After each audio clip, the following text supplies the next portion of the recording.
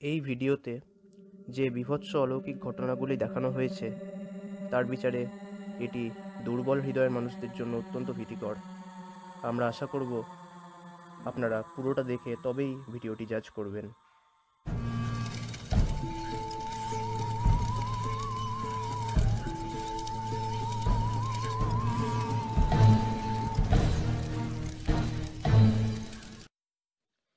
আমি অবাক হব যদি আপনি ভ্যাম্পায়ার শব্দটির সাথে পরিচিত না হয়ে থাকেন।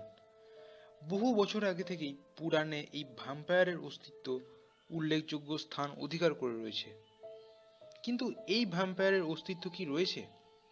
এই প্রশ্নটি করলে তার পিছনে থাকা সমস্ত অন্ধবিশ্বাস, যুক্তিতর্ক এবং প্রত্যক্ষ তথা পরোক্ষ সমস্ত প্রমাণকে বিচার বিশ্লেষণ করে একটি যথোপযুক্ত সিদ্ধান্তে আসার প্রয়োজন। সেটা এই ভিডিওতে তো হবেই, কিন্তু তার আগে আমরা জেনে নেব ভ্যাম্পায়ার সম্পর্কে কি কি ধরনের বৈশিষ্ট্য পুরাণে উল্লেখ করা রয়েছে। ভ্যাম্পায়ার কথাটি বললেই কাউন্ট ড্রাকুলা এর কথা মাথায় আসে, কিন্তু কাউন্ট ড্রাকুলা হলো একটি চরিত্রের নাম যাকে কেন্দ্র করে পুরো উপন্যাসটি তৈরি করে সকলের কাছেই পরিচিত হন ঔপন্যাসিক ব্রাম স্টোকার।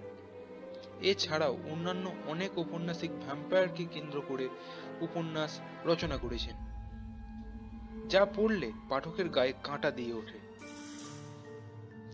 এই চরিত্রগুলোকে বাদ দিলেও ভ্যাম্পায়ার হলো মানুষের জীবিত অথবা মৃত জীবন দশা, যার সামনে দুটি বড় বড় সূচালো দাঁত থাকে, যা দিয়ে অন্যের গলাতে ছেদ করে সেখান থেকে রক্ত শোষণ করে নিজের পিপাসা মেটায় তারা।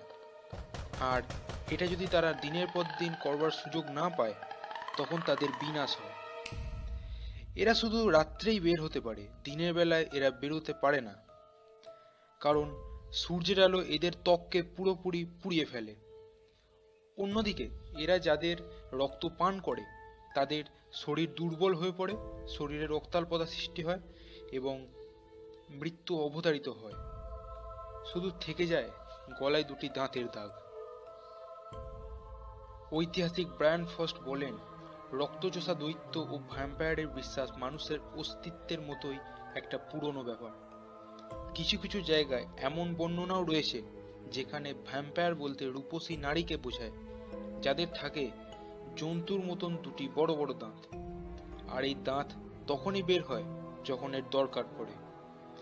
লোককথা অনুসারে এরা পুরুষ মানুষকে আকৃষ্ট করে এবং বশে এনে তাদের রক্ত পান করে, এবং শেষে ওই পুরুষ মানুষটি রক্ত শূন্য হয়ে মারা যায়।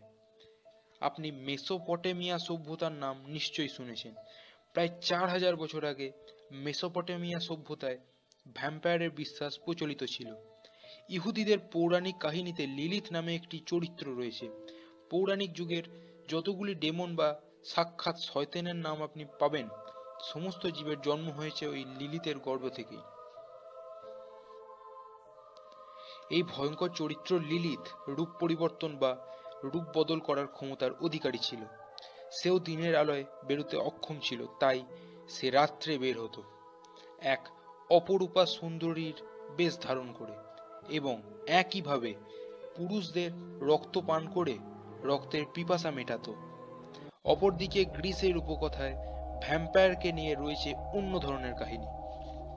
প্রাচীন গ্রিসের উপকথায় বিশ্বাস করা হতো রাজা বেলাসের মেয়ে লামিয়া ছিল দেবরাজ জিউসের প্রেমিকা। অন্যদিকে জিউসের পত্নী দেবী হেরা যখন লামিয়ার সম্পর্কে সবকিছু জানতে পারেন, তখন সে লামিয়ার সমস্ত সন্তানকে হত্যা করে, আর এই ঘটনায় অতিরিক্ত ক্ষুব্ধ হয়ে লামিয়া ভ্যাম্পায়ারে পরিণত হয় এবং রাত্রেবেলা শিশুদের রক্ত পান করতে থাকে। ইউরোপ মহাদেশে ভ্যাম্পায়ারকে নিয়ে এতটাই ভীতি ছড়িয়েছিল যে মধ্যযুগে সেই সময় মনে করা হতো মৃতদেহ সরাসরি কিছুক্ষণের মধ্যে ভ্যাম্পায়ারে পরিণত হয়ে যায়। তাই সেই সময় মৃতদেহকে হৃৎপিণ্ড বরাবর ফেলে দেয়া হতো, কারণ বিশ্বাস করা হতো এরকম করলে মৃতদেহ আর ভ্যাম্পায়ারে হয়ে ফেরত আসতে পারবে না।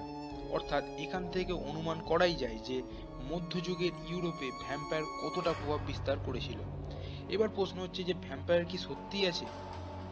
যেহেতু এখনো অবধি ভ্যাম্পায়ার দ্বারা আক্রমণ বা ভ্যাম্পায়ার নিয়ে সেরকম কোনো খবর পাওয়া যায়নি, তাই ভ্যাম্পায়ার অতটাও বিশ্বাসযোগ্য নয়, ফলে আপনি নিশ্চিন্ত হতে পারেন।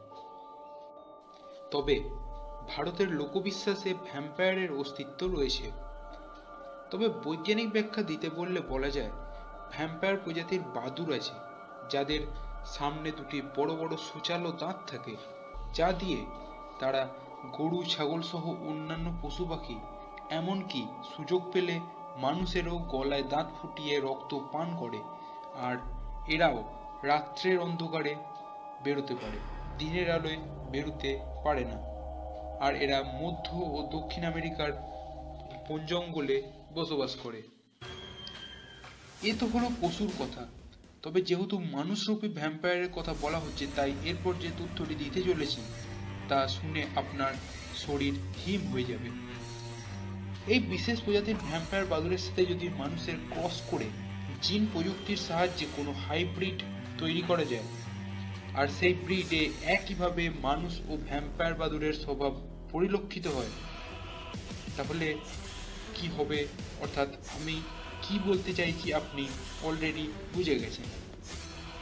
কোনো বিজ্ঞানী দেশের তথা পৃথিবীর অনিষ্ট করতে চাইলে এই ছোট একটি পদক্ষেপ যথেষ্ট হয়ে দাঁড়াবে। শুধু সম্ভাবনা নয়, এই সম্পর্কে দুটি সিসিটিভি ফুটেজও রয়েছে, যেগুলি একটি নির্দিষ্ট সময়ের জন্য ইন্টারনেটে ভাইরাল হয়েছিল, যা এই ভিডিওতেই তুলে দিচ্ছি। এই ফুটেজে একজন মানুষ আয়নার সামনে দিয়ে যাচ্ছেন। যদিও মানুষ কিনা অন্য কিছু, তা আপনারাই বিচার করবেন। এবার ফুটেজটি দেখে নিন।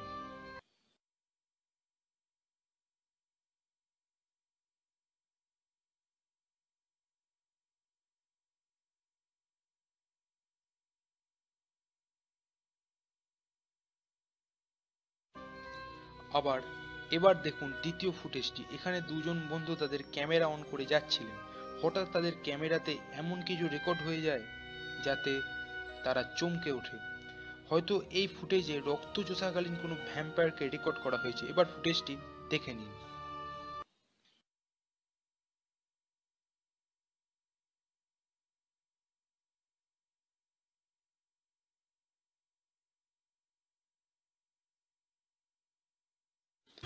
আজকের ভিডিও এই পর্যন্তই।